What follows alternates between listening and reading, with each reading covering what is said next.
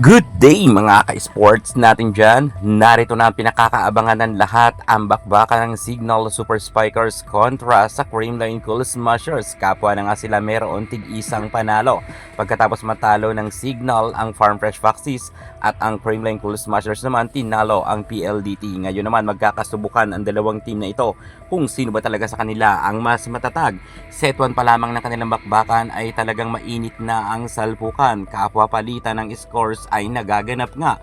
Nang hahalimaw na naman itong si Santos, subalit ayaw rin talaga magpadaig ng kupunan nila Alaysa Valdez at talagang hataw na hataw rin ang CCS. Talagang gustong manigurado ng Creamline Cool Smashers na makuha nga nila ang unang pagkapanalo para nga magkaroon sila ng momentum, lalo't malakas nga itong si Gander at si Santos. At maganda nga ang ipinapakitang floor defense ng Signal Super Spikers kung saan sila nga ang nakaungos pagdating dito sa first set. Sa first technical timeout pa lang ay talagang kitang-kita na natin na nakalamang nga sila ng 3 puntos.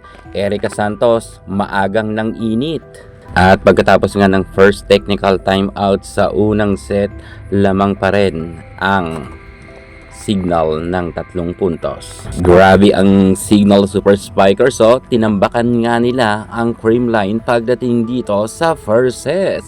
At tuwang-tuwa nga dito ang mga fans nga ng Signal, lalo na yung mga bashers ng Creamline sapagkat natambakan nga sila sa set 1. Pero relax lang kayo dyan, nagsisimula pa lang ang laban. First set pa lang naman to marami pang set na magaganap. Alam naman natin ang Creamline, medyo nag-a-adjust pa yan. At mamaya pag nag-init ang CCS, kabahan na kayo.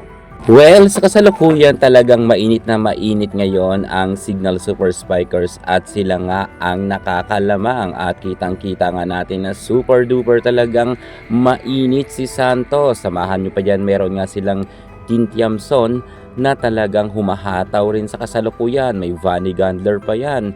At talo nga ang CCS pagdating sa set 1. Babawi yan sa set 2.